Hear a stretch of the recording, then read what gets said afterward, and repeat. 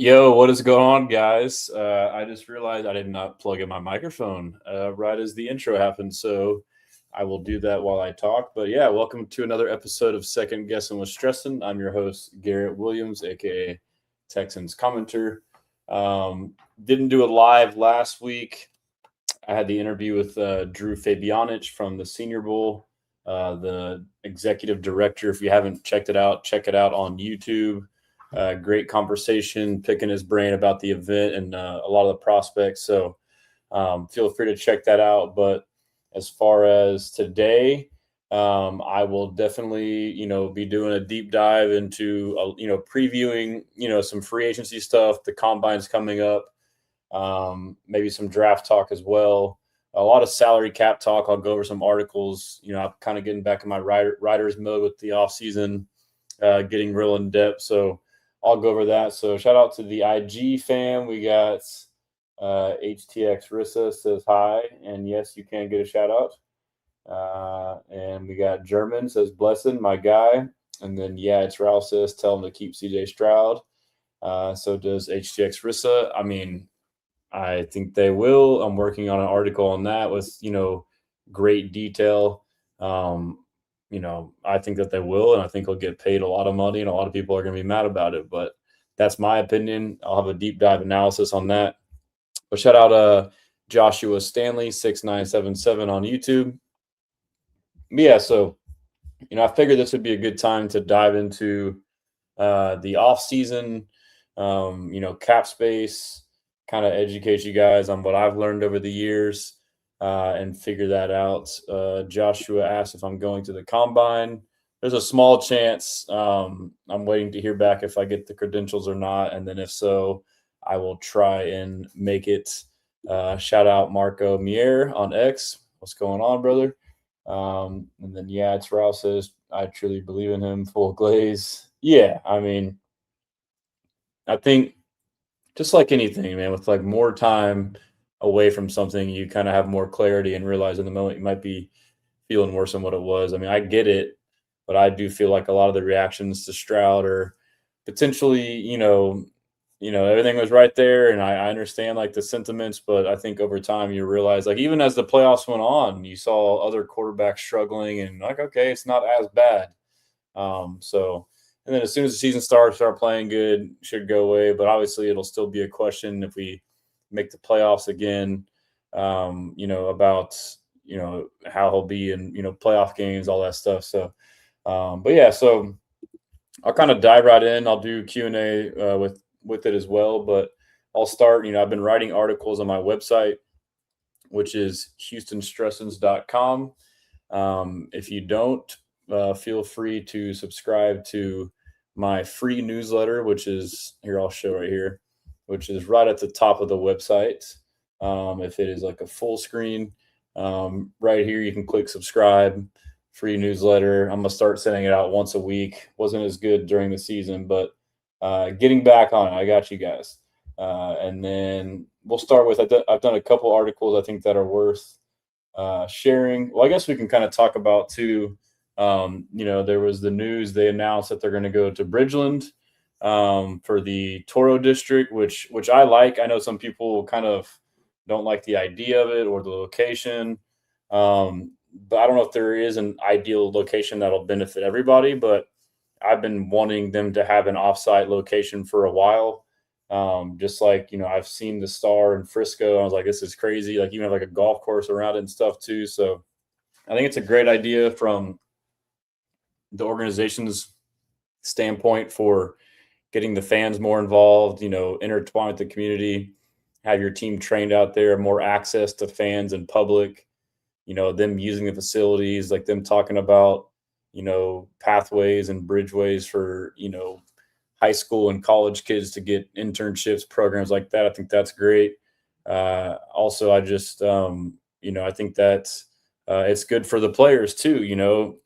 My first thought was like, okay, like players live close to the stadium. They live close to NRG, so they live in Sugarland. Pearland. So now they're probably going to all live out there in Cypress. So that'll kind of intertwine them with the community. And then let's see here. Someone says, what are y'all asking about in the chat? Anish Mago on IG, do you think we'll be even better next year? Yeah, there's no reason to not think we'll be better next year. And then Ralph, Joe Mixon going to be on free agency. I mean, I don't know. It depends on his health. If he's healthy, he's under contract for a year. I want us to run it back, and assuming he'll be back to himself. But yeah, so the Bridging facility, I like it. It's also, you wonder if they're leaving enough room for a potential for a stadium down the road. Very least, they're putting pressure on, the authorities that be, with, Houston Livestock Show and Rodeo saying like, hey, y'all better step stuff up. There was a video of the roof leaking in Reliant the other day at a monster truck deal. So maybe that's an option too, like a silent signaling like, hey, we can go somewhere else if we want to, but at the very least having two separate places, I think it's a great idea. And I guess I'm just going to try and go through some other news just to get us caught up. I'm trying to think of if there's anything worth else noting here. I'll kind of scroll through my timeline to see if I can find some stuff. Someone asked if we're going to pick up Mike Evans. I don't think we will. So, normally I'm a very technical, analytical minded person, kind of, you could say narrow minded when it comes to roster construction, acquisition, stuff like that. Like last year, I was real big on, especially receivers, like this position, that position, this type, that type. And I realized, one, I'm kind of rigid with that. So I've adapted since then. And so, and then also like realizing Caserio doesn't really abide by that too. So, but normally I'd be like, no, we don't need Evans. We already have an X receiver in Nico. We already have an X in Higgins. And now you have so, I mean, it's okay to have two X types and Higgins kind of plays like a ZX role. Having three X receivers, that would be crazy. I know he's from Houston, whatever. I don't think it would make sense, but, who knows? But I don't want, and, the money wise, but yeah, let me see here. Let me just, I'll start on the timeline sharing some stuff, and then we'll get into the articles, get into cap stuff. Big DQ says, salute Stressens. What's up, my guy? Can everybody stop with the CJ trading conversation? It's getting out of hand, LOL. Yeah, I can address that. It definitely is. But first, we'll start with some more promising stuff. Here is Fred Warner on the Real Ones GFS, his podcast. He had Kyle Hamilton on, and he asked him for his top three safeties, and here he is talking about that. Yeah, still, playing at a high level. These are all like safety nickel hybrids. But that's kind of what our game is turning into, right? You can't. There's no such thing as just a traditional like you're going to play free safety. Right. It's like no, you got to be able to play nickel corner. You got to be able to be in the box and play a little linebacker. Yeah. You know what I'm saying? Like you got to be able to do it all. So these are definitely cats that are doing it all. Third, probably Jalen Petrie. Petrie had a great year this year. Boy, that's a good pick. And he's quote unquote undersized, but like he's out there like dog, bro. Dog. I don't think you get enough flowers for sure. For sure. I'm glad that you gave it to him. Yeah. Who are your top? He does it, man. I've been, pounding the table for Jalen Petrie for a while, so I'm glad he's kind of getting recognition. But I'm just going to scroll through the timeline as we go. Texans won't be in Mexico City because the Niners are scheduled to play there, and we don't play the Niners. So that was kind of news. This is what someone alluded to in the chat. I saw this on Instagram, so I had to post it on X. Willie Colon from on First Things First. Listen to this. You need to figure out a way to get something for Kyler Murray. Yeah, that team is the Houston Texans. Get rid of C.J. Stroud. It's a wrap. You have the number one defense in all of football. What lost you that game in New England? Let's keep it a buck. I felt they should have benched him come out of halftime. I said the same They had Davis Mills, who was winning them games in the regular season. True. And they said, no, we want to protect his ego. We want to make sure he's our leader. Damn that. You get Kyler Murray on the Houston Texans. If you can make that deal work, forget about it. Okay, well, now I need to think. Pick up the fifth-year option on Stroud and just like a swap. Stroud for Kyler. Doc, make it work, Doc. I'm going to veto that immediately. I'm representing the Houston Texans. Thank you, Greg Jennings. Yeah, that's just, man, it's going to be a long offseason, bro. Like, I get it. Stroud, again, but I've been on here too. Like, the Pittsburgh playoff game is being overblown from what it was. Like, he played a pretty good game, despite there was one pick, and the fumbles to me were overblown. It was a center snap exchange, mostly on Stroud, but maybe some on Andrews. But regardless, like that was like a fluke. That didn't happen the next week. And he played terrible in New England. And there's a bunch of context to go into, but he kind of rebounded the second half and played well. But obviously, we keep talking about it. I know it's excuses, but no Nico. Then Schultz is out.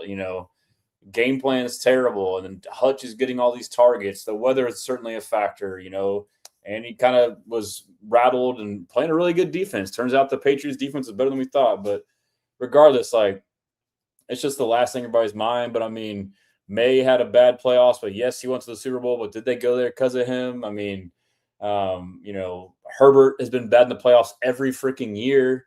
There's been plenty of bad performances. Josh Allen played bad in the playoffs. Yes, I know he's done stuff before, but I mean, it's just, it's crazy. So shout out my guy Nosh. Big DQ says ridiculous. I agree. Thor says, as down as I was on myself, down on CJ myself, I know he's not going anywhere anytime soon unless someone sends 3 1s, 2 2s, and a third.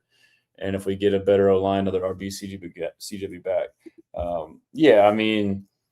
Let's see. Big DQ says CJ will be good, but let Drake May get a pass. So that's crazy. Facts. I mean, part of that is expectations, I guess. And part of it, too, is maybe people just don't like Stroud because of the media tour and the cockiness. I get it, even though he's, matured and changed. But I can understand that. But, yeah, it's crazy. Nosh, what in the facetious tomfoolery is this? Yeah, that was wild, huh?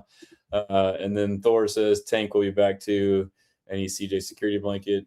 Yeah, and he needs a run game, dude. Like, if we just get a run game, we just need a run game. And really, like, the O-line should improve and get him a running back. At the very least, you have Woody Marks as your bell cow back. Again, he's not a rookie anymore. But you probably get another back to be the RB1 and 1.5 with him and Woody that can be a playmaker. Like, even if the blocking's bad, cut it back. There are a ton of options in free agency that are current free agents, guys that will be free agents that are going to get cut because of the cap or potentially traded to us, and in the draft. And the same goes for O-line and interior O-line that can fit our O-line to help our run game. If he gets a run game alone, it's good. Like, we're good, bro. And he was playing good all year. He had the one bad, like I already addressed the Pittsburgh game. He had a bad half against the Patriots, and then that's a wrap, So Nosh says Texans haven't had a consistent run game in a long time. Yeah, and like you look at like all these quarterbacks that have all these badass run games, and Daniel Jones looks like a world beater because he has a freaking awesome run game. Then all of a sudden the run game started struggling. He started struggling. Like it's no secret. So we'll keep going along here. I've been doing like a scouting series. I'm kind of I know Lance Zierlein does it, but for me it's been a natural thing. Like I just did one because I always see viral videos that get recycled every year, and you do a scouting report because we're all in scouting mode. So it's kind of been going crazy. So it's just having fun with it. But let me keep scrolling here. I know there's some more news. I know there was, here's the McDonald's girl, dude. Look at that, dude. Insane. I sign her up right now. If you haven't seen it, she just manhandles this guy, mauls him to the ground. I said she has heavy hands, road grader, plays with leverage, good anchor. Yeah, she's a stud, dude. The Best Buy girl one, we've all seen this. This came back. She's an absolute stud as well. Them two on our line would do miracles for us. So just going to keep scrolling real quick. Robert Woods retired. Shout out Bobby Trees. He's on the Texans for a year. Great player, or 2 years. Great player, good guy. There's the Bridgeland thing we talked about. So the Texans cap space right now via over the cap is minus 4.7, but as we'll get into it here shortly, they can free up a lot just through restructures and extensions. Breece Hall, someone reported they believe he may be franchise tag, so we'll see if that happens.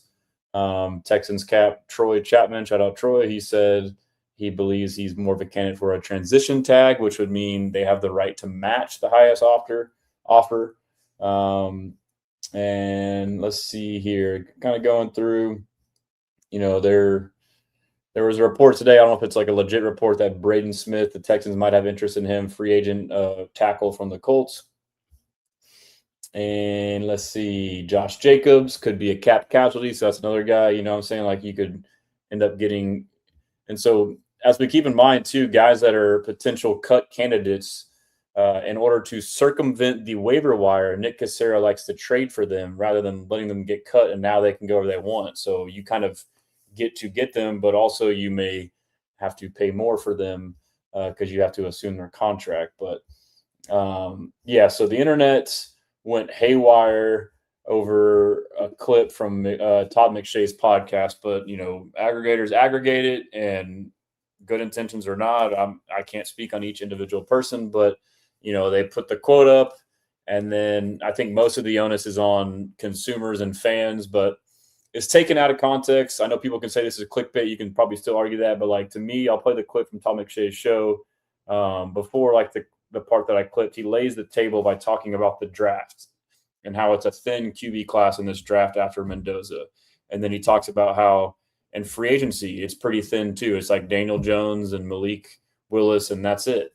And so he's saying, if you're a team that needs a quarterback, you might try and trade for a quarterback. And so it's basically like him speculating that teams will, because of those two scenarios, will try to trade for a quarterback. And he says CJ Stroud is a name, which he says his name wrong, calls him CJ Carr.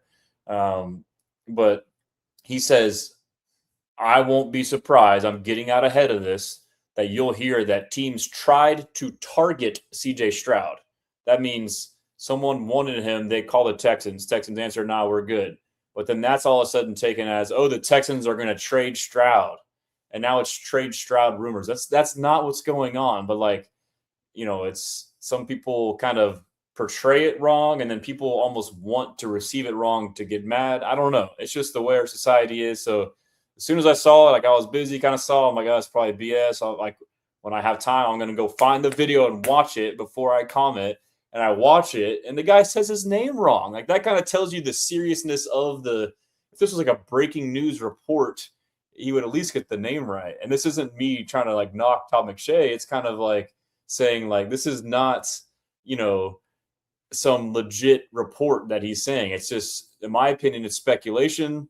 And one thing leads to another, and it kind of goes where it goes. But, you could say, I'm not one to say to know his intentions, but, you could say he kind of, the chat says instigator. I mean, that could be the case. But anyways, let me just play the video. For those who haven't seen it, I'm sure you've heard about it, but it's all wildly overblown. Texans won't trade Stroud. But, of course, if someone calls you, you listen, of course. But here's the video. Intriguing stuff. I'm told, don't be surprised in the next couple of weeks as we get closer and closer to free agency.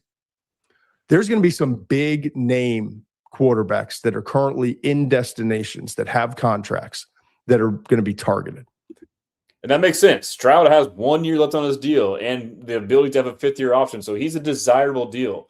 And then also all these hypothetical trades about trade Stroud for Burrow, or even that video for Murray. Like, people have to realize Stroud's contract is money, bro. Like, having, $9 million cap hit and then like a $26 million cap hit for, his 5th-year option if and when it's exercised, that's 35 divided by 2. So, I mean, he's, under $20 million per year for the next 2 years. As bad as you think he is, that is really damn good. So, whereas you get Burrow, he's like 40, 50, $60 million cap hit. Like, if you were to trade for Burrow, would you have the cap to even take that on? So, I mean, these are things that people aren't thinking about. And that's a point he made there. Teams are going to be aggressive. CJ Carr is one of them. Okay. CJ Carr? I mean, it's not CJ Carr. Very nice of Munch to be like, CJ Carr? CJ Stroud, sorry.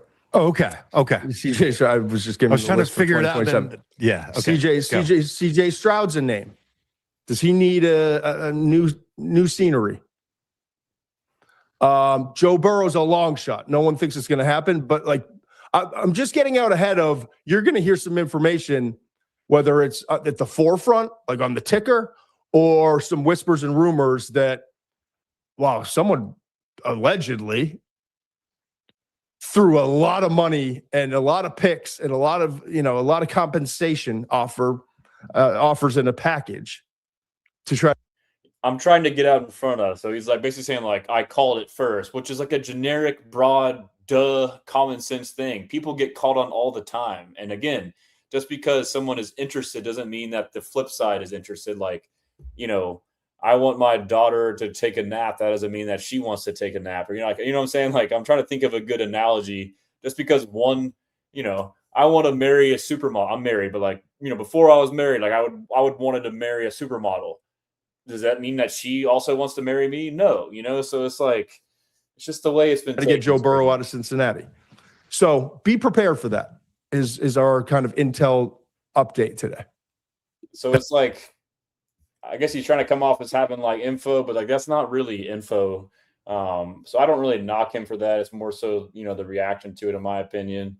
But yeah, I mean, we started seeing the Dolphins clean house, a lot of cap casualties, Tyreek Hill, but supposedly his injury's bad. He may not even play next year or mid to late next year. They also got rid of Bradley Chubb, Nick Westbrook-Akine, and then they got rid of James Daniels, who's, a guard, someone the Texans could target.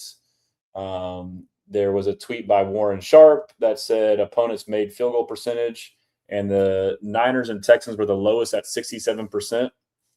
And the next highest was 77%. Some teams were in the 90s, most of them. So, that's like a DeMeco Autry and DeMeco Ryans tweet, paying attention to special teams. CJ Stroud was supposedly in California training with 3D QB, a place that he's trained every year. A lot of quarterbacks train in Southern California around NBA All-Star Weekend. That was on his Instagram. Someone had tagged him in it. And this is kind of funny and scary. Here's Will Anderson Jr. with Fanatics, talking about training with Micah Parsons and Myles Garrett. Year where you're like, oh, this is going to be my full-on breakout year. In the offseason, working out with Myles and Micah, and then going into OTAs and then going into training camp, I felt strong, powerful, fast, twitchy, like the best my body's ever felt. And I was like, oh, yeah, this is going to be a good year. You normally train with your biggest competition? No, this is actually my first year. Obviously, it is competition, but it's more of a relationship base of big brother, little brother. Better one of you guys says the more the next guy gets paid, too. Yeah. It's like you're all kind of helping each other in a way, right? That's facts. When Micah got paid, he texted me. He was like, say thank you, Will. The bar has been set. Damn it, Micah. But hey, Will deserves every penny, bro. There's no question of that. So get to some of the comments.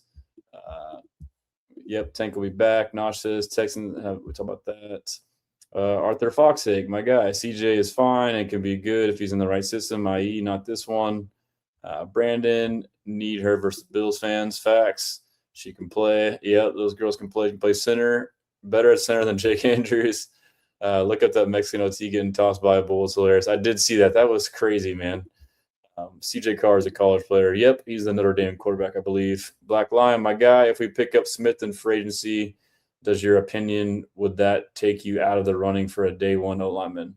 I don't know. I don't think so. I mean, it shouldn't. Like, my line of thinking has changed, and I understand the process of, free agency, you fill plugs, immediate holes now, and then the draft, best player available, depth. I mean, it depends on, specifically your state going into it. But, yeah, I would still take a lineman too. It also depends on what we do on the interior, because if we got Braden Smith right tackle, that would kick Titus inside. That's a big question where they, want to play him left guard or right tackle or even right guard. You would still need a guard at that point, depending on what they did in free agency as well. So, considering all that stuff, no, and we need depth as well. And Nosh says, do you think Ed Ingram gets re-signed? I don't know. I mean, Aaron Wilson reported 15 to 18 million. If that's what his price is, no. If he somehow stays around 12 to 13, maybe. But I think that I'm a big Ed Ingram fan. I was one of his only supporters when we signed him. Everyone didn't even give the guy a chance. And I said, look, man, like this guy, has shown some flashes. Maybe he's not a zone scheme guy in Minnesota. Maybe he's going to come here and be more of a gap scheme and fit. Late in training camp, got shuffled to right guard because of an injury and then got the spot and never gave it up. And, he was elite at run blocking and not great at pass blocking. But, he was much better than what we've had in the past on the interior. But that being said, like everything is relative to price. If he's going to be fetching 15, especially 18 million, there's better options out there. And, like the counter is like, what about continuity? Well, there wasn't continuity last year when we got him, and the O-line was much better. And then there's also the fact that, well, we're going to go and get another guy that's cheap again. Like, yeah, well, last year he was a nobody and panned out to be good. So obviously you can find guys that are in the wrong scheme, and then that can be an indictment also on Cole Popovich coaching them up. So I know it's risky, but like just because guys are highly touted and highly priced in free agency doesn't always mean they're going to be great. Like I wanted Mekhi Becton last year. He didn't go for quite as high as projected, but he was kind of a flop this year for the Chargers. So, I mean, just because the guy's highly touted doesn't mean that it's going to be something that means the best thing for him. So Titus is bad at guard, says Arthur Foxake. And so I think the way they approach that, like I know it's a horrible, annoying, cliche answer, but he gives you options, versatility. You can literally take all kind of different scenarios of, this tackle or this guard or whatever, and then move Titus after, which kind of sucks. And I'll go through my article too here in a minute. We'll nerd out, and like trading Titus could be an option. Probably not, but Steve Hicks, do the Texans need to have more of a sense of urgency this offseason? I thought that last year, and I was hoping for like an all-in. I don't know that they will. Like maybe if they could just do like a little bit more, then I'll be happy. But they need to address running back and blocking tight end with receiving upside, in my opinion. And obviously, O-line. They need to focus on the offense. Thor, the O-line didn't have 1.5 million false starts this year, too. That is true. So, yeah, I'm just going to scroll through and get a couple more clips on my timeline. Then we'll get into the articles. Shout out to people on IG, Hugh Ruiz. I'm sorry, dude. I'll never go to the fact that we would have had the easiest path to the Super Bowl. That's fair. I mean, Dana says CJ needs a good offensive line. And let's see here. Making sure we got some good stuff. Waffle House Girl's insane. Look at these reflexes, bro.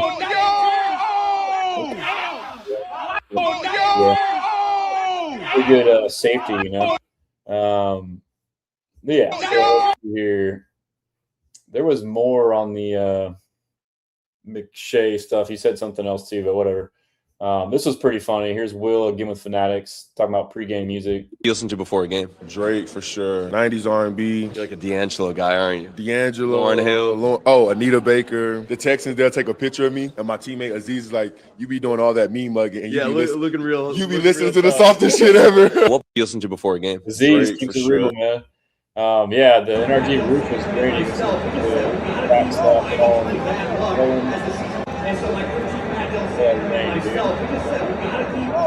those are their reflex they can repair. So rewarding. And we're going down. Tank Dell, this went viral. He posted this. People were talking about his legs being skinny. He's always been skinny. It's also off.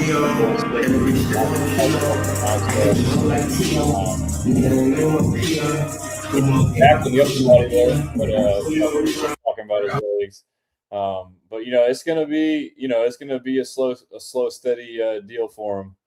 And I feel like there's a couple more videos that I wanted to touch on here that I'll get to the timeline to here in a second. Yep, Tank Dell back, baby. Yeah, so I'm about to hop into these articles.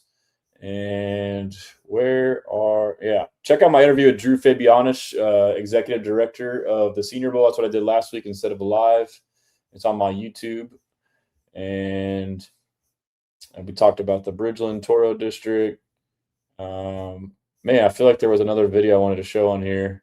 This was dope. Will Anderson Jr. going to a prison to spread the word.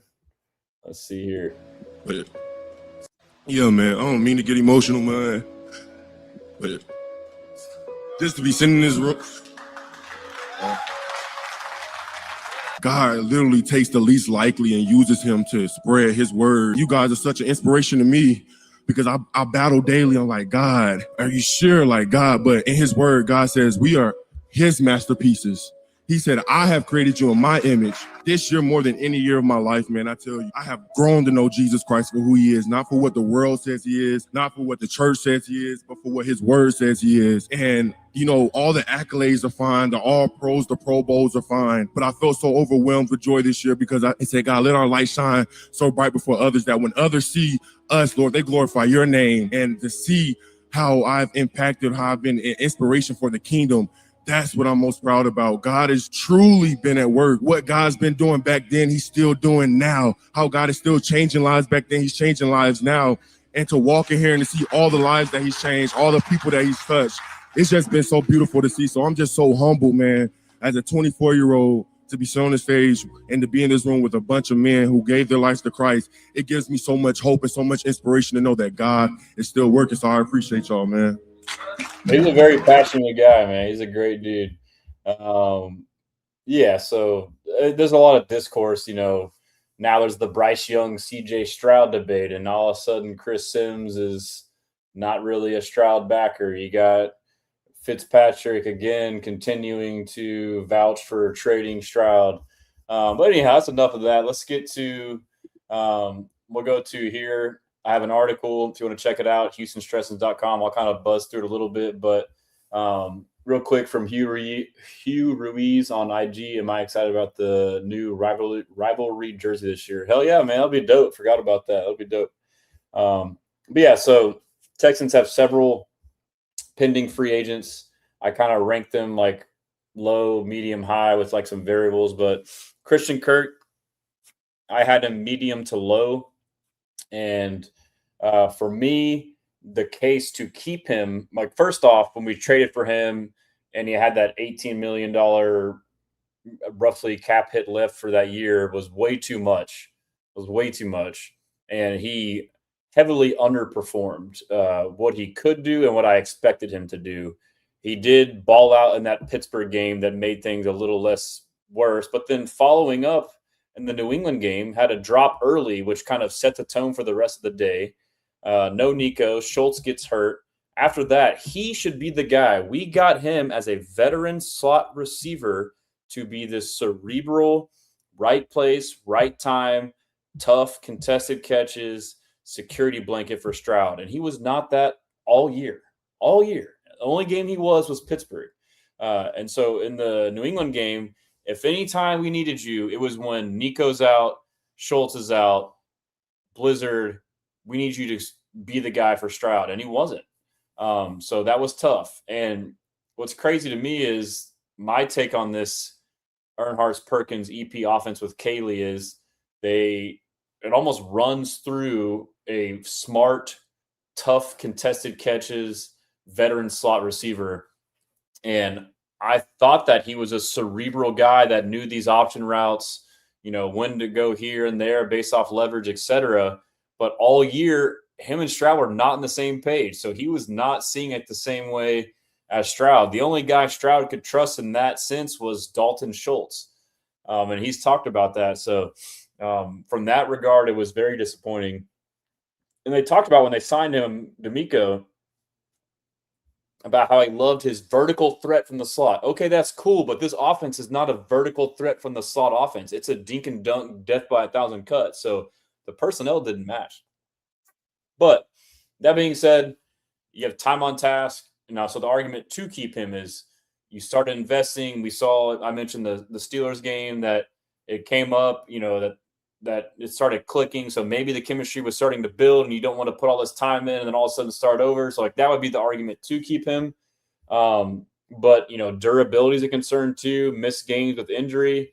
But for me, man, like either you don't re-sign him and Jay Knoll, you give him the keys, which, you know, we don't know why, but maybe they had valid reasons. Maybe he didn't know how to run the offense correctly. Maybe he couldn't block well. Kirk was a decent blocker.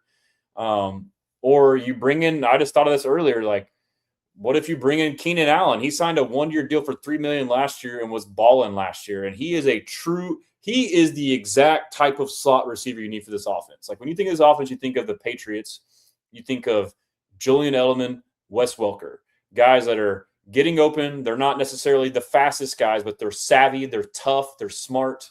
Like Keenan Allen, if you get him on the cheap and he can be your slot, and you could have Jalen Noel kind of working in there and now learning from him, or you just have Noel be the guy, or now Tank comes back. Hopefully he's, back to himself. I mean, he's been rehabbing for a while. He's more of an outside receiver in the NFL, but in college he played slot. He could be the slot guy. He's tough. He's smart. He's savvy. Him and CJ have a crazy connection. I mean, so they see it the same way. So, so that's why I'm medium to low. So my answer is no. If I had to say yes or no, don't re-sign Christian Kirk. Even then, but his projected amount this year is going to be way less than what his cap hit was for us last year, which is what's frustrating. Jimmy Ward, low. That's a no. 34 years old. He's old. He's coming off a foot injury.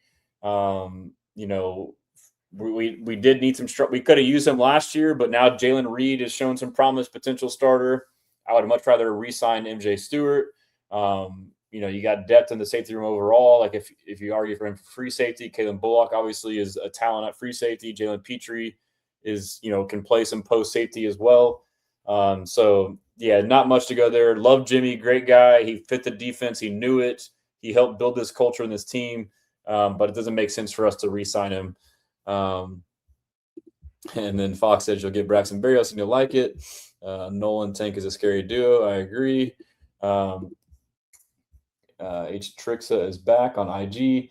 And so next guy, DeMeco Ryans, I have medium to high. He would be high, but I'll get into why he's not necessarily high. But he is a very underrated integral part to DeMeco Ryans in this defense. He has the flexibility of being an edge rusher, rotational guy on early downs, but also on known passing downs can go into the tackle spot and be a rusher from inside. And he is an absolute weapon on special teams on field goal block. I think he's like up there with, some kind of record of like 15, 16, 17 block kicks and field goals in his career, somewhere up there in the all-time ranks. And even kicks that he didn't block, the threat of him being there more than likely had a factor of kickers missing it. But the reason why he is not absolutely high, because one, Calais Campbell's out there, who's kind of similar as far as a bigger body. But guys, I don't know what you call this type of player that's an edge rusher from the DN spot and tackle spot, but Arik Armstead is a name, a guy's a potential cap casualty, a guy from the Niners system, a guy that we were all trying to get, a couple years back in free agency that could get cut or you could trade for. I believe I had another name. I was going to write an article on this, but let me see the other name I had when I was kind of just looking through some stuff. But that's why it's not like super high, is because you could potentially upgrade on that. Let's see. Who did I have? DeForest Buckner, similar type of player. Edge rusher on the outside and inside. He's a potential cap casualty. If he becomes available, I wouldn't mind that either. So, but yeah, so I love Autry. So yes, re-sign him is what was my lean. But if you're able to, if you think you can get one of those, if you think you can get DeForest Buckner or Arik Armstead, I'm with that. Sheldon Rankins is high to medium for me. He's also underrated, veteran presence, not flashy, always in the right spot. Him and Will are super tight, and a big part of this defense is rushing as one, and part of it becomes second nature of knowing certain situations, what guys are going to do, so you don't have two guys rushing the same gap. That way, if Will crashes inside, Sheldon can loop around. And prevent a quarterback with escape lanes. And he had that touchdown against the Steelers, solid against the run and against the pass. And leader. He knows the system. But maybe he'll get priced out, or maybe there's like John Franklin Myers is a guy from the Broncos that I really want, who is from SFA, Axum Jacks, where I had played as well. Maybe if you have a chance that you can get John Franklin Myers, then maybe you don't re-sign Sheldon. So he's still a high to medium. So it's kind of similar to Autry in that sense. Yes, love both of them, underrated, veteran. But if you think you can get other guys to replace him with slight upgrades with around the same price but slightly higher, then you go that route. So similar thoughts there for me. LT Overton is a young DeMeco Autry edge DT hybrid. So yeah, so that could be, if you don't get Autry, you could replace him with somebody in the draft as well. Yeah, and that's what's crazy is I know it's annoying, but as Thor says, Autry, yes, depending on how much money, and that's what this is all relative to. So it's hard to know what they're going to go for. Spotrac, I've used theirs in the past. Their projections are always wrong. They're always way too low. And you see every year some teams got cash and they just throw money at people. But yeah, Juan says, give me Algier, 1-0 line, stud signing, draft and rest, and watch CJ. Derek Barnett to me is similar bucket. He's medium to high. Another underrated player, man. I mean, the point here is, the thing that a lot of fans get frustrated with DeMeco of him always rotating his defensive line where he can keep Will and Daniil fresh for those third down pass rushing downs.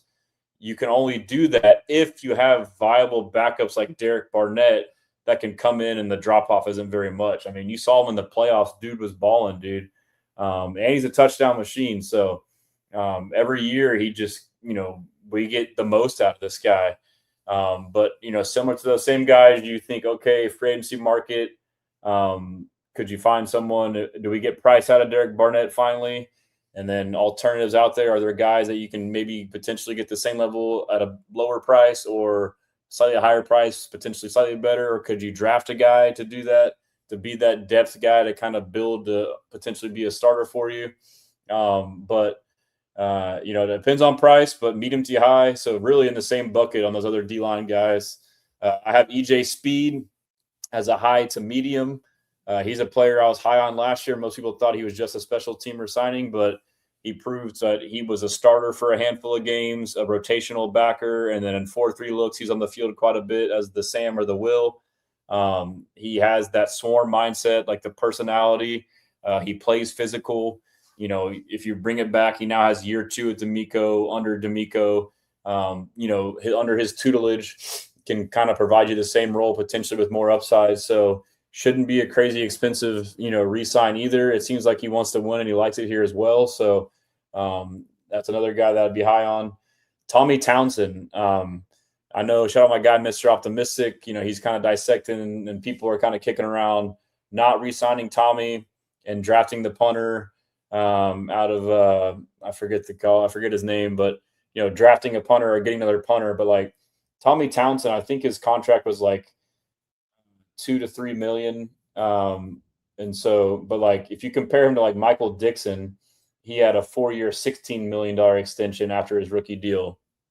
Tommy signed for less than that with us. And then you go through the numbers, I point out, like, the numbers for Tommy, I feel like Tommy came from Kansas City, was elite, and he was still elite with us. But like I feel like our expectations for him are so high. So when he does not elite, we think he's not good.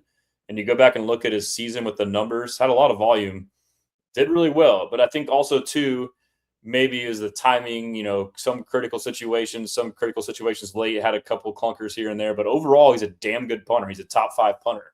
And if you got that, you keep him. And another part of that, too, is the continuity with the field goal unit, the placeholder. Like him and I know that guy could be overrating this, but like I think it's important.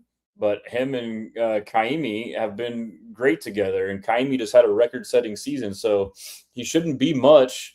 And if we're a defensive-minded team by a defensive head coach who plays field position, punt, field goals, etc., then you need Tommy, dude. And yes, hopefully you sign him and he plays better.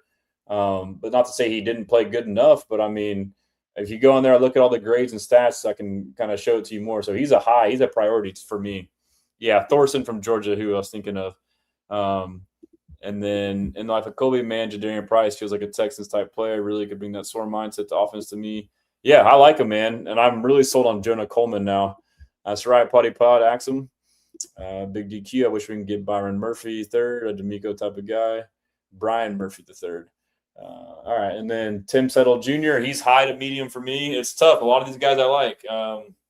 Tim Settle, kind of that same bucket of all the other defensive linemen, but, he is coming off a foot injury. I know he's rehabbing, should be back out there soon, I believe. But, I mean, he was balling this year, bro. First year under DeMeco last year, pretty dang good, better than we all thought. This year he was balling, dude.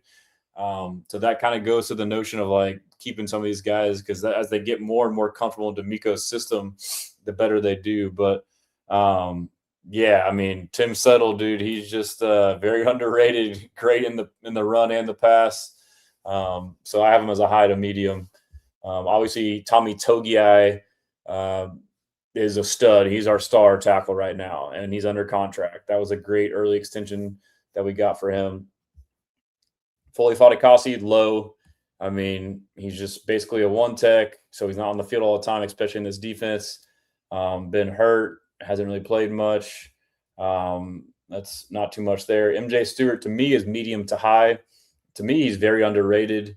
You've at the very least sign him. Likely coming off an injury, tore his quad late in the year. Has been with the team for 3-4 years. Has been here since DeMeco's been here. Special teamer who's worked his way into the rotation at safety and started at strong safety after we cut CJ Garner-Johnson and played really well. You know, I think strong safety in this offense or defense in the least, as long as you have the mental side down, if you're in the right place and knowing the checks and all that, that's half the battle. And then you have to have the physicality, which he has as well. So I thought he was solid at strong safety. So bring him in, more depth. Worst case, he's special teams. You know, maybe he can push Jalen Reed, or if you're being another safety, he can be in the room, but should be cheap. So that's why I have him medium to high. Nick Chubb is a low. Little Chubb. I'm a big Nick Chubb fan. I thought that he was underrated this year and underutilized. He was our leading back in yards per carry. He had 4.2 yards per carry. He wasn't used nearly enough.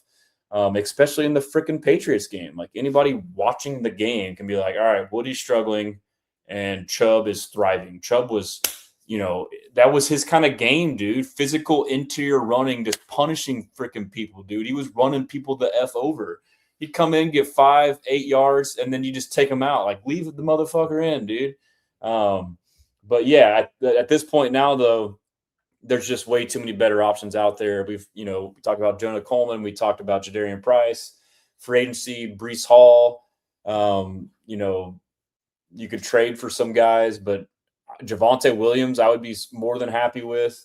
If you could trade for David Montgomery, potentially, I don't know if that would happen. But, I mean, there's a lot of options out there in free agency that I would be happy with. Josh Jacobs is subject to, trade cut. I would take Katron Allen, like Brandon said. He would fit our scheme well. So all that stuff considered, I would not re-sign him. But thanks for the service, Chubb. I'm sorry that we didn't utilize you enough. Naquan Jones would be a medium. He came in late when all the injuries happened. So depending on how the other stuff shakes out, probably somebody you can get regardless if you don't get him. He's potentially a fringe roster guy for some teams, but, he is a guy that came in late for us when we were in a pinch and kind of was slow to start. But once he kind of caught on to this attack style defensive front from DeMeco Ryans, showed some flashes of some good stuff. So could be a cheap guy to bring back. Dare, I had medium to low. I know people freaked out when I had it on my graphic. It's not to bring him back as RB3 or 4. This is assuming that he is like a minimum contract, like $1 million, and he's a special teamer. I know y'all hate it, and okay, he doesn't return, but like he has a role in this team in special teams. Like, it would be as like a fringe 53-man. But I would say no, not re-sign him, but it's medium to low. So, I mean, probably won't be, but if they do re-sign him in that role, I get it. Braxton Berrios, another guy that I am a fan of, and I thought he was great, similar to Chubb. He should have played more. And late in the year, wasn't even freaking active. In the game against Denver, balled out. Like, when he was given a chance, he balled out. And I talked about having that cerebral slot receiver. He was like the best one we had, and we didn't freaking play him. Like, when he was in there, he was right place, right time, and balled out. And yes, he may not be the best athlete, even though he's still pretty damn athletic. And it's because he's a smart cerebral receiver. So you see all these big plays, it's because he knew where to be. But I don't want us to sign him again to be a punt returner, which that spot was taken by Noel, justifiably so, and then now just be a guy you don't even carry to game day. Like, if this, let him go, then use that for something else. But yeah, so I don't think we should re-sign him, or we'll re-sign him, but I still think he's a viable player, and we could have used him last year. Some comments real quick. Montgomery already said tight end wants out of Detroit. He said tight end wants out or he wants out. When does free agency start? Early in March 11th. Yep. Let's see. Yeah, if he wasn't explosive, always going forward. Montgomery would be nice. Montgomery would be a home run. But yeah, there's a lot of options in running back to improve the team and help CJ Stroud out. Ed Ingram, kind of talked about earlier, medium to high. He's not high because of price. I think we get priced out 15 to 18 million is a report from Aaron Wilson. But yeah, so I kind of already touched on that. Trent Brown, similar to Ed Ingram, medium to high, was great for us. I will say durability is a concern. He came off that injury. We got him for a handful of games late, but when we did, he was great. I mean, he wasn't elite, and he was pretty dang good. He wasn't perfect, but when we need him the most, he couldn't go. I mean, it's a kind of you can't really knock him too much, but and he was a linchpin. Unfortunately, once he was out, that shifted the whole line. But I would be down if it was right price as potential starter or swing tackle. But there's a lot of options in free agency, a lot of options in the drafts. So who knows, but I have a medium to high considering those factors. And then there's also the continuity of him with Cole Popovich. They brought him in even when he was hurt. He was helping the guys learn, the offense and the scheme and how Cole teaches it. So there is value there, was and will be if they do re-sign him. Christian Harris, low. Christian Harris, I know, fan favorite, but I was saying this last offseason, wait, he's going to come back this year and play. He had the prior year, the mysterious injury, came back late, started a couple games because guys were injured, didn't play that well, and then come playoffs was relegated to special teams. And so to me, I was like, okay, he's healthy. Everyone says, wait till he gets healthy. He was healthy at the end of the previous year. And so I think he's just a guy who has a lot of potential, but he only showed that really high flashes X amount of times. The rest of the time, he was not great. So he was too inconsistent. And I think he just got beat out by Henry and EJ Speed. He may be more athletic, but I doubt it's effort, but it's just consistency and being right place, all that stuff. And so I don't see them re-signing Christian Harris. He was I want him to go somewhere else and start or get a chance to develop. He can still be a great player. Love the guy and rooting for him, but I don't think that we re-sign him or should. Miles Bryant, kind of like Dare, people get mad, medium to low. I do think he was valuable. Even though he got exposed late, he was playing safety. The guy hadn't played safety. We were in a pinch and he helped us out. So, I mean, him being able to do that helped. But if he's just a nickel, like the year before in the playoffs against the Chargers, he became the slot nickel and Petry's out and he shut him down. He I think actually, Ladd McConkey went off, but I mean, a lot of it was just on a handful of plays, but he did well. So, kind of like Dare, been around, plays multiple positions, great special teamers. He's a low-end depth piece if you need him, versatile. So probably cheap. So medium to low. If they sign him under those conditions, I get it. Harrison Bryant, low. Signed him. Tight end depth. Cade Stover goes down. Brevin Jordan goes down before that. Bring him in. Supposed to be a blocker. Wasn't a great blocker. Not a really good receiver. Wasn't great. Fringe roster guy. Thank you for your service. Damone Clark, low. He could be, depending on if the contract, if it's a cheap guy, like a late end, he is like a fringe roster guy, but did show some stuff in special teams, so they could bring him back as a special teamer.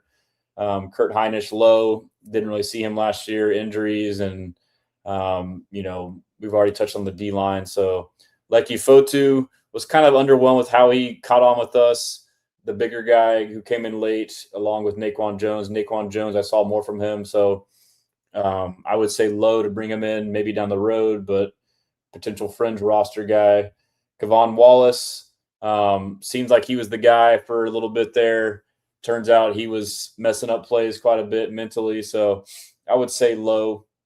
And then Jamarcus Ingram, I would also say low, even though he had that pick at the end of half Hail Mary in New England. which was just a pick. So, but yeah, I mean, those are names that aren't really. But yeah, so that kind of goes through it. Yeah, we all feel Jacob Rodriguez being a Texan would be dope. Thor, in the life of Colby, watch he'll go to Tennessee. LOL. Yeah, don't say that. And so now we go on to my other article that I did, which is ways the Texans can create cap space. And so, give me 1 second here to take a sip of water. And if you guys don't follow me everywhere, Houston Stressins, Texans commenter.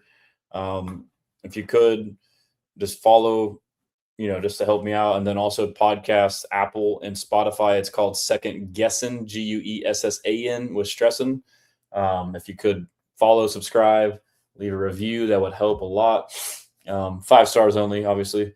But yeah, so just moving along, talking about ways to make money. This article, bro, is like, look at this crap. I mean, I went in, dude. Y'all need to check it out.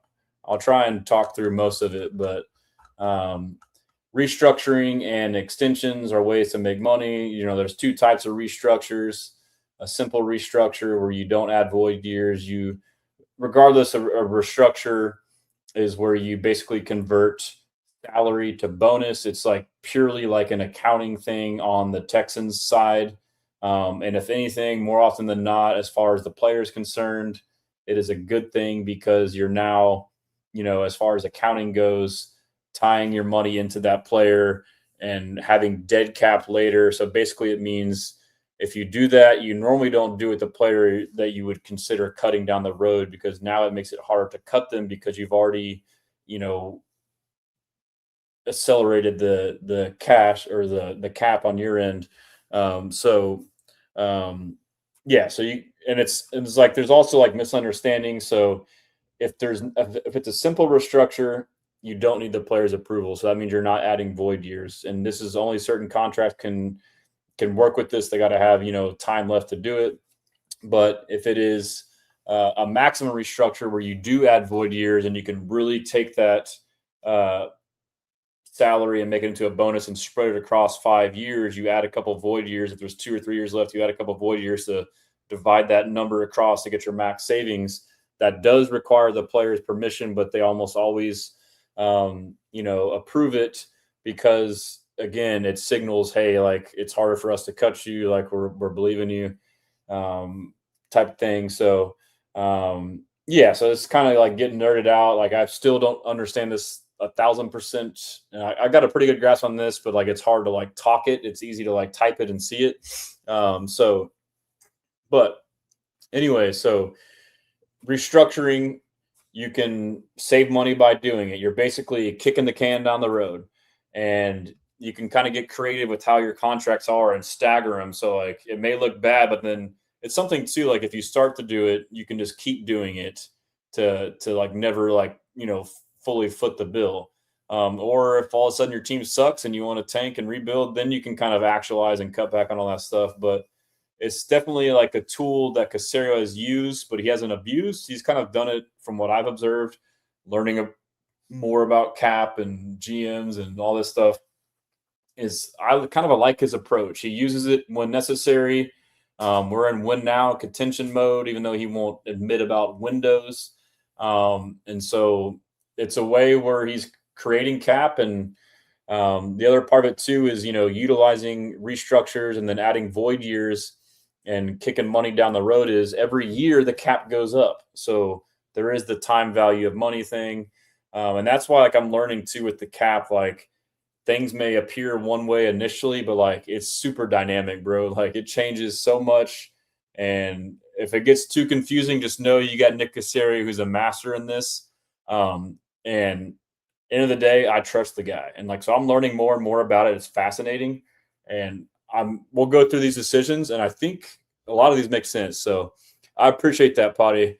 Thanks for reading it. And if y'all ever want to too, you can comment like on the articles. You can comment like on forums on the site as well. Oh my God, Dot, what's good, bro? All right, and so let's get into it. And so basically I'm going to go through like and then I'll say this too, like, so I will recommend, these are all players where you can save money, whether you restructure or whether you extend, you can save money. And so I kind of go through all the players that are notable and whether we should do either. And basically that's if you need, like, ones that are just no-brainers to do regardless, and ones that are, okay, do this if you need more money.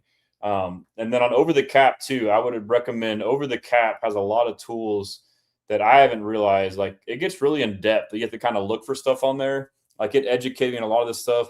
But they had, I don't have it on here, but I'm going to read off my phone. But it basically showed like an effective cap space, like what your cap is now, assuming that you signed a 53-man roster and draft picks. And then there's possible cap with simple restructures, and then possible cap with maximum restructures. And so the Texans' current effective cap just the other day was negative $10 million. And so that's like a more responsible way of like, this is what our actual cap will be. Is that it's like a conservative way of doing it. And then if they just did simple restructures, they could have 80 million in cap, going from, I believe the 80 million would be how much you would free up. And so you would net that out with the negative 10. So that would be 60 million. And then maximum restructures, which obviously you're not going to tap out all these things. That would be leveraging everything now in the future. 117 million. So this is just laying the table. Like, we can, we have a lot of levers to pull, so to speak, to make some money. Patton, my guy, what's good, man? He says, "And Nick we trust." How you been, Patton? Miss you, bro. And so, but a big question is like, I'm going to recommend extending a lot of people. Like, how are you going to pay all these people? And like, this was asked to Nick 3 weeks ago at his end of season presser, and listen to this answer. And it's a question by Big Sarge. Shout out Big Sarge. But here's his response to how are you going to pay several guys big money? This organization going to have to spend a lot of money to keep some of the talent that it has.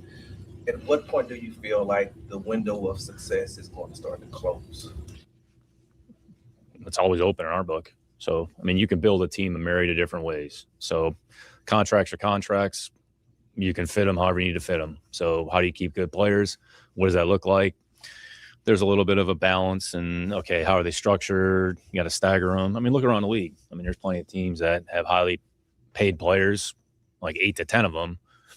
I mean, the Lions, like they got a good team. They had a down year this year, but I mean, they got some of the best players in the league. They found a way. So there's always a way. Like, you got to be creative. You try to think a little bit ahead. I mean, we've sat here, we've talked how we kind of look at the team building in 2-year increments, not like, well, here's the window. It's more of like just the contracts. What do those look like? Okay, some contracts are going to run off. Some are going to come on. All right, how do you balance that off? So, I mean, in our book, the window is always open. So we're going to try to put together the most competitive team possible every year. However we do that, we'll fit the contracts, whatever those look like, and, and go from there. So that's kind of how we view it. Again, I can't speak to other teams and their philosophy, but, our goal is to have a good team every year, and, we'll figure out a way. And whoever plays, we don't really care. I mean, look, Tommy Togiai wasn't like a figment of anybody's imagination like 2 years ago. Facts. Now he's one of like our best defensive players. So, I mean, he got here in the middle of like last year in October on a practice squad. I mean, the guy like played as well as any defensive tackle in the league. So, I mean, there's players out there everywhere. Like, our job is to find them, and the contracts are the contracts. So, I mean, that's kind of its own entity. And so when he alludes to Tom at the end, I don't know if he's saying like, we're going to pay a bunch of good ass players, and then now it's our responsibility to go fill in the back end roles, which could kind of be what, but I guess it's true though too. Like, I mean, I don't think, it could be conveyed as him saying that as like, well, he's just saying like, all right, well, now our philosophy is just leaning on hitting home runs all the time. I don't think that's what he means. I think it's like you will naturally hit on a couple, like Ed Ingram was one of them. But the more I've like learned about this stuff every year, and like specifically for this article, I spent a lot of time on it and research and learn more and more. And then I thought of this video as I was writing it because it was relevant. Because in my head, I'm like writing it, and as I'm writing it, I'm like, I think of like, okay, if I write this, like y'all are smart, like someone's going to say, like, you can't extend everybody. So I try to get out in front of questions or critiques if I can with my own logic. And I remembered this video, so I went back and clipped it. And so yeah, but anyways, like I went back and listened to most of this interview. And when I listened to his answers after like now, like kind of like going through this exercise of like restructuring and stuff, I was like, I kind of have a newfound appreciation for him. Like, I used to be the Stan fanboy where every move is the best in the world. We all kind of were, which was, we were in a honeymoon phase and we were, and then had some moves. I've still have always been, you know, highly of him, but now I learned to look at it to, all right, like, be critical of him. You can't just blanket say everything's great. And so, but now like from this whole Fugazi magic fairy dust cap stuff, this guy knows what he's doing. And I feel like I know what I'm doing now because I fucking spent 5 hours researching it. No, but anyhow, what he's saying is right. Like there's ways to do it. You figure it out. And like us as fans, like, how are we going to pay all these guys? Like there's a lot you can, you know, and he's prepared for this moment. Like when you dig into how everything's gone, like this guy thinks ahead, man. Like the LT trade, that was a cap move to clear cap. Anyways, and maybe I'm just glazing him because he was nice to me and I met him and he said he knew I was. I can't lie. That probably helps a little bit, but no, I mean, he's not perfect. You know, I think the Stephon Diggs deal was bad. That was bad. I mean, obviously injury or not, but you traded a second and then ripped it up for a 1-year deal. I get the logic and everything. But that was bad. The Christian Kirk move was bad. Obviously he's, you know, not been perfect on draft picks. He's done some really good draft picks, but I know O-line's a critique, but I think overall, like when you encompass like how he's managed the team cap wise and has them set up for the future, extending guys early and then time value of money, you know, Nico, Stingley, like these deals getting better with age. I think all that matters. So let's see here. We got Brandon says continuously drafting well helps. Facts, big facts. And that's for the Lions he's talking about. All I heard was CJ not resetting the market. Yeah, I don't think he should reset the market, but I think it'll be higher than most. I'll work on that article soon. I worked on most of it, but I'll dive into the numbers. Siraj says, what do you think of how Caserio handled Diggs' contract and not making him play out 2 years? Yeah, it's funny. I just said that. So I think that, and I don't know if you're allowed to kind of have these conversations, but you traded a second for the guy. So you wonder if like these are already discussed before, like, hey, it's like a sign and trade almost in a sense, I guess. Or it's also the element of we traded for this guy who is known to be potentially a volatile, high energy, passionate guy where now he wants to be a free agent. You traded it for him, obviously, so he didn't get to say no.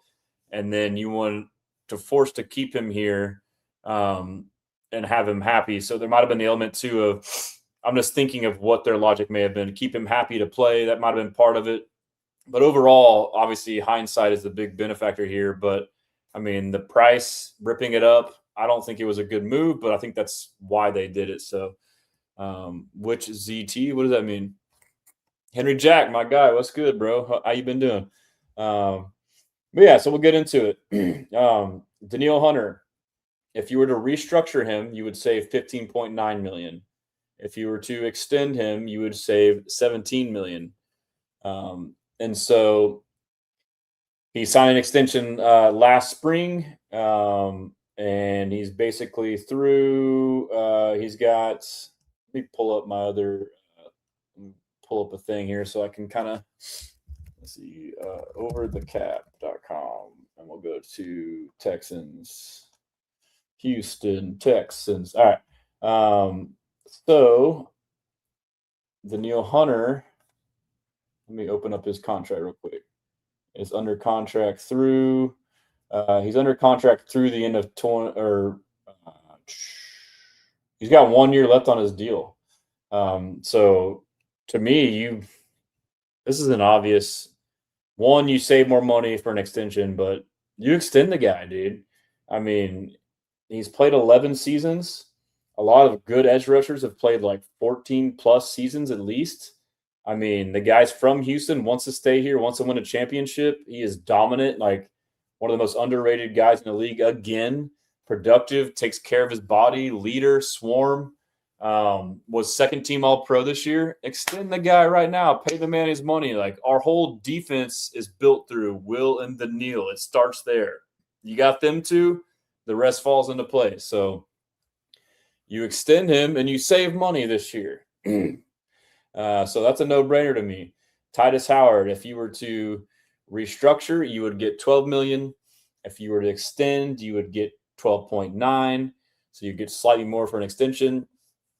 I just think extension's off the table. And restructure is potentially off the table because I believe we already restructured him last year. Let me go back in the top of the article. I talked about the moves last year. So last year, the ways we made money in this drill was traded for Christian Kirk, reworked his deal, restructured it after that. Also, they restructured Azeez Al-Shairs. They restructured Nico Collins last year. They restructured Titus Howard last year. They restructured Kaimi Fairbairn last year. They restructured Nico Autry last year and Dalton Schultz. And then they did the same to C.J. Gardner-Johnson after trading for him. And then they did extensions for Derek Stingley Jr., Daniil Hunter, Davis Mills, and Jalen Petrie. So that's a pretty busy deal. It's probably going to be just as, if not more busy in that sense. And all those things, like, you look at it as like, oh, you just spent money. No, you spent money in the future. You actually save money today as far as the cap goes. And so let's see, going down back to Titus Howard. So Titus, you restructured him last year. You don't want to keep restructuring and add more void years, and there's only so much left. So it's like, I think you just leave it alone, I think is what you do.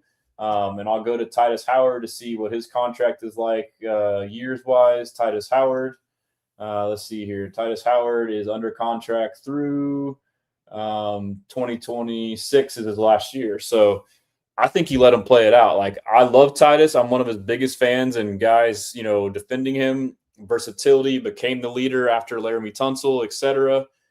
But, you know, you just drafted Ursary. I mean, you drafted Blake Fisher thinking that you might try to start this process. Fisher obviously still developing. I'm just saying that from like what they're thinking. You think ahead of what Caserio just said. And now if you draft another tackle or you sign a tackle like Braden Smith and now Titus plays guard, or you can get guys at guard. So, you know, he's aging. He's 30. He's been great. Maybe I'm wrong. Maybe they do extend him. I don't know. But my guess is you let it, or what I would do is you let it stand by, let it play out. You could extend him after the year. And yeah, you don't restructure because it's already been tapped out. You don't want more void years.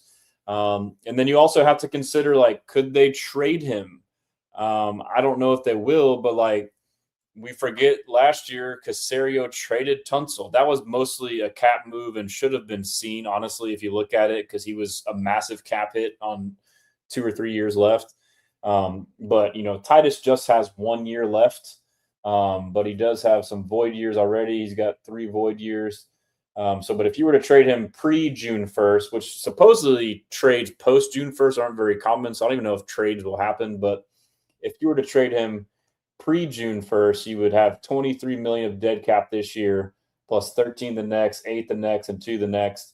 And then you would only save $4 million. But if you were to trade him post-June 1st, you would have $9.9 million dead cap this year, and you would save $18 million roughly in cap this year, and then 8 next year. But then you would have the dead caps would be in 26, 9.9, 27, 5.4, then 5.4 again, then 2.8. So, I mean, I don't know. And I don't know what you would get for him either, honestly, because he doesn't have a lot of value on his contracts and he's, you know, not premier, and then you would still have to sign him. So to me, you let it play out. So, yeah.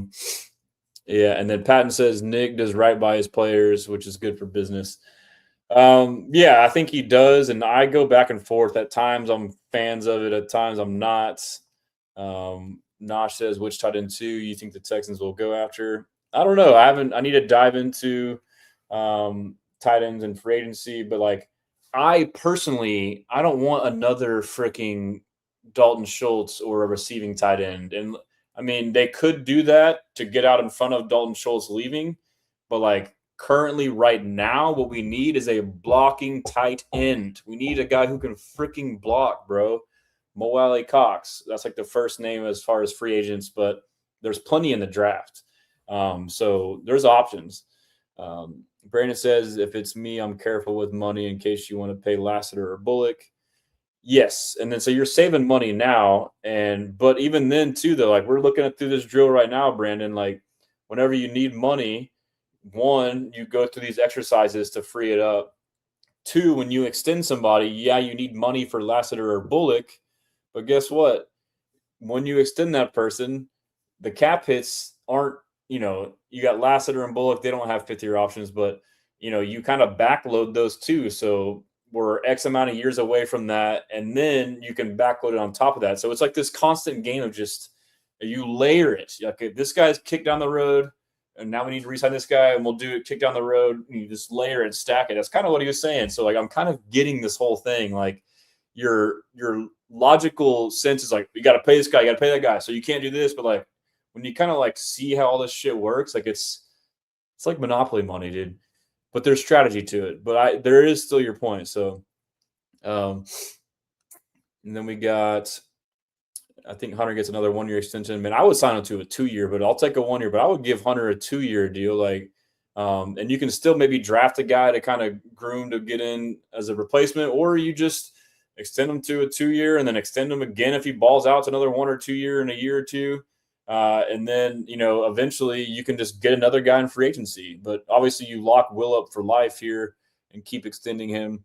Henry Jack, should the Texans draft Bama lineman Caden Proctor in the first at pick 28 and the second Jonah Coleman? I love Jonah Coleman, so yes. And I can get down with Caden Proctor too, man. So yeah, I would be dope with that. I also like Jadarian Price. I'm kind of like liking everything, I'm kind of not fun right now, but all those names I'm cool with. And like, really, like, I feel like there's a lot of good names, and I feel like we're just in a good position. I feel like the roster is constructed pretty well to where we can kind of take whatever now. He says, I hope the Texans don't move out on some good O-lineman in the draft. I agree. Kenyon Sadiq comes in mind, or Eli Stowers. So, I'm starting to shift. Like, Kenyon Sadiq, obviously stud. You would probably trade up for him. Eli Stowers, but they're both receiving tight ends. And Schultz is a receiving tight end. But I did this exercise, which we'll get to Dalton Schultz coming up. I realized, like, we probably don't want to extend Dalton Schultz. So you may start to get his replacement. But the problem is you kind of overlap now, or now you have two. That's the tough part of, like, winning now and also building, like, blending that mix. But maybe you could get one of the, but, like, I'm coming more open to getting a guy in the draft that's more of a receiver that you could develop as a blocker, depending on what else they do. But Brandon, I just don't think Caserio gives anything longer than 2 years to guys over 30. Yep, he thinks in 2-year windows. That's true. I mean, no, I wouldn't think that Hunter gets a 3-year deal, but give him a 2-year deal, bro. But I guess if you're saying he's already on extension, like having him that far out, I guess that makes sense. And like Colby Sadiq will be gone by the time you pick, but that would be great. Potty Pod, what is a Hunter extension though? Is it going to be $40 million, right? Number 6 edge in football. I didn't dive into the numbers exactly, but let's see what I said. Did I say a number on here? I mean, he would be worth it, and so that would be an extension, again, that's not for this year. That would be for in 2020. Well, Danielle Hunter's under contract through 26. So that would be in 2027 and 2028 potentially. So you do have to kind of keep that in mind as well. But still, yeah, I mean, it's, and you have to be aware of, like, if you see a market for a certain position just taking off, get in there now and do it. It's like the housing market. Like, I guess you want to time it. And I guess not like housing, because I don't think it's going to crash. Like, maybe it'll just plateau. But, like, it feels like salary at a position, once they start going up, if you get in early, like receiver with Nika, got in early and he was at 24 mil, and then now guys are getting paid, crazy money, like 30+ mil a year, and 30 mils, like, a good receiver. So that seems to kind of be the case right now with the edges as well. Anyhow, Titus, I say stand pat. It'll be interesting to see what they do. Nico Collins is tough. You restructured him last year, so probably not an option. But if you do, $14.2 million extensions would give you 15.2 in cap space. I lean to give him an extension. Nico Collins, let's see here. Nico Collins, share this type instead. He is under contract through.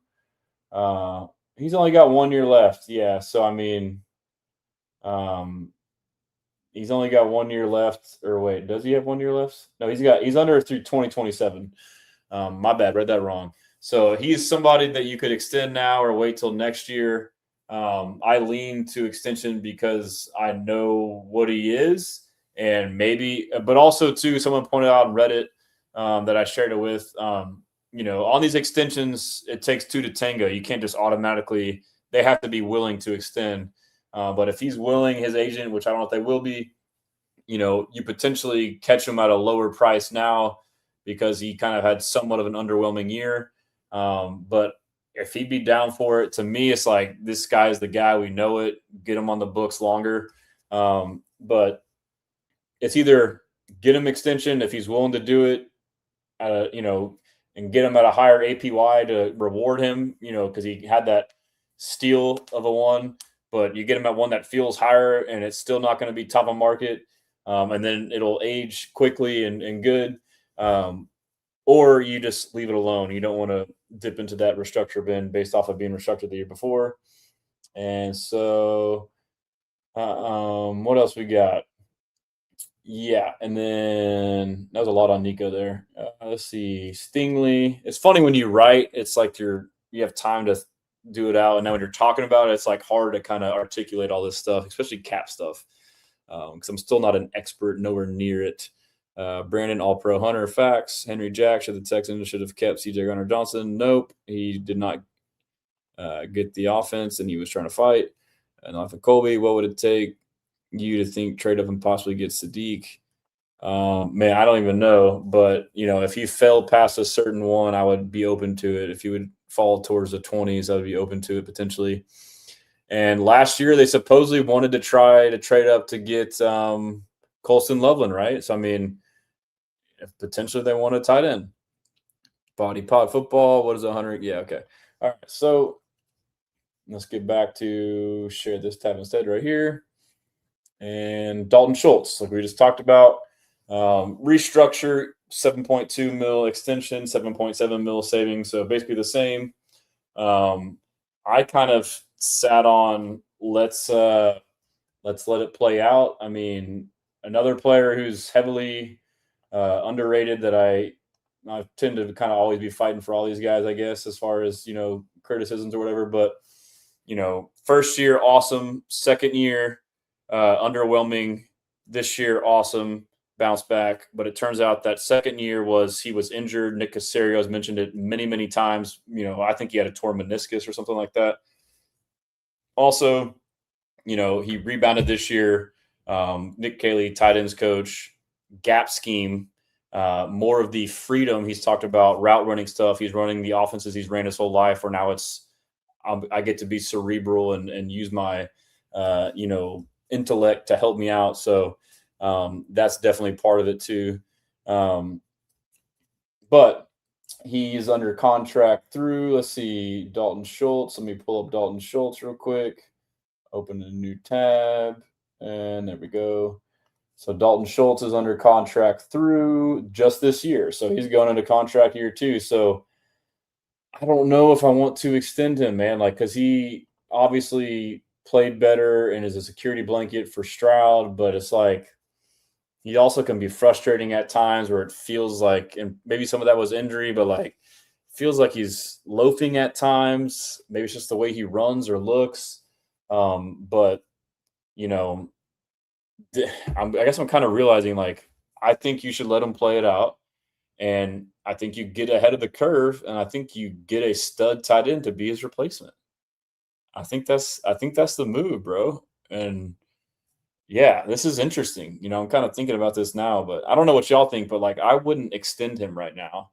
And then restructuring, he only has 1 year left, and I think we said he was restructured last year, so that wouldn't make sense either. So I think I let that one stand pat, and then you try and get the next guy behind him. And then, or if he walks, you sign someone the next year or re-sign him after that year. But I don't know that that's tough. I mean, especially with all the guys that we need to get in there first. So that's a tough one. Aziz, to me, it's the same numbers as far as restructure, saving, extension, 7.2, 7.6 as Schultz. You say his name, yeah, fucking extend the guy, dude. He's the heart and soul of our team. He's not only the leader of the defense, he is the leader of the entire team. He is a stud. He just got Pro Bowl this year. He's still ascending. He shouldn't be a lot. The linebacker position as a whole, the cap hits aren't crazy. You extend him, dude. You give him a 2-3 year deal, at least two, obviously two. But I mean, I would give him up to 3. I know you don't want to give older linebackers too long of deals, but let me pull up his deal. So Aziz Alshire, share this tab instead. Let's see. Clicked on some little bullshit ad. All right. So he's under contract through 2026. But yeah, dude, you give him a bag, bro. I mean, and if you go to like positions on here, you can see linebacker, and you can kind of see like the top guys. Like Fred Warner's the top at 21 million APY, but like you got guys like Nick Bolton at 15 million, Jamian Sherwood 15 million, Patrick Queen 13.6. So it's like I would give him up to 15. I don't know about you guys, but I would give him like up to 15. 2-year deal up to 15. I mean, I would put him up there. You might get him a little less than that. You might get him to 12, 13. But I mean, he is a critical part of this team. And so, I guess I wasn't sharing this tab. My bad, guys. Present or invite, share screen. And we're almost done here. All right. Yeah, so I was kind of showing this like to give us an idea of the money for linebackers. I don't know if you can see it or not, but anyhow, we'll get back to, so yeah, that's a no-brainer to me. You give Aziz an extension. Enough said. Jalen Petrie got an extension last year. Restructure savings 5.1, extension savings 6.2, extension off the table. He just extended him. Restructure, I would restructure him. Again, you restructure, you basically convert salary to signing bonus, you create more dead cap, makes it hard to cut him. That means you're, more tied to this player. And yes, we are. So that's an easy 5.1 mil. Boom. You got it. Kaimi Fairbairn, he was restructured last year. But if you were to do it again, you would get 2.2 mil, extension 2.4. And so this one, a lot of times, specialists, kickers, punters, they let the contract, go all the way through, hit free agency, and then sign them. Kaimi's got 1 year left. Kaimi, to me, is very vital and important to this team's success. I would give Kaimi an extension. He just had like a record year for us. He's only under contract through 2026. You can get him relatively cheap relative to all the other positions. So I'm trying to see what his contract was the first time. Let's see, history. Does it say his contract? Anyhow, you can get him on a cheap deal where it's not going to be, not cheap, but like relative to, let me go to kicker here on the screen, relative to other positions and to our overall cap. But I mean, you got some of the highest kickers, Bucker's 6.4 million. I wouldn't give him that kind of money, but right now he's 5 point. I mean, maybe you would. I mean, yeah. I mean, Kaimi he's 5.3 currently. Maybe you get him up to 6. But he's worth it, dude. I mean, you don't like have some crazy contract, but I mean, that's a lot for the position. But if you just are right around that range, it's worth it to me. So, and so let's see here. Brandon says, need to develop more guys, not becoming too expensive to pay if we want extra picks or comp picks. That's a good point as well. And then so we'll go back to the article here. And so I'm leaning towards extending Kaimi. restructure off the table because you just did, in my opinion. And then and you're not really going to do whatever you do with Kaimi, you're not really doing for savings. I mean, $2 million, or you just let it stand pat. But I lean extension. Henry T is an interesting one. Henry To'o is an interesting one. He's in his contract year. Last year was rookie deal. If you extend him, you save 1.9. So you're not doing this to save money. It's a matter of if you believe in him, you potentially could give him a smaller deal, but I derived at let him play it out because maybe we draft a linebacker or sign a linebacker, or we sign EJ and EJ develops. Henry's been great. I mean, he's overplayed his position for sure, but I guess we'll find out how much they really believe in him. I still think he's an underrated player and solid. But you could draft a guy in this draft that could potentially become his replacement, or you don't sign him, balls out, re-sign him. Again, linebacker pay, especially for an LB2, is not going to be crazy, even if he does, do well and you want to re-sign him. But we'll see. They got their guys. He seems to be a guy that they would want to reward, so I could see them doing it. But I said let him play it out. And then Davis Mills, $0 for restructure, 3.9 if you extend him. Again, they have to be willing to extend. And so I would want to extend him, but I don't know that he would. I think that I think he's a professional backup, understands his role in this team, but after he went 3-0, he's probably thinking, okay, there's probably interest. And if he wants money, he would probably ride it out this year with 1 year left and then hit free agency, and then now try to be a starter or a really high-end paid backup. And so I don't know if we would lock him down at a high price as a backup right now. Also, people have talked about a trade. And so on the trade, that would be 1.6 in dead cap and 6.45 million in savings. So we would save money in a trade. But then I don't think you just trade a really good backup just to make 6.4 in cap for this year. We saw what he did last year, 3-0.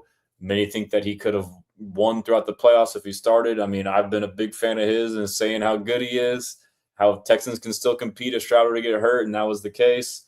So you don't trade him, and you try to extend him at a reasonable price. And if you don't, you let it stand pat. That's where I'm at on that.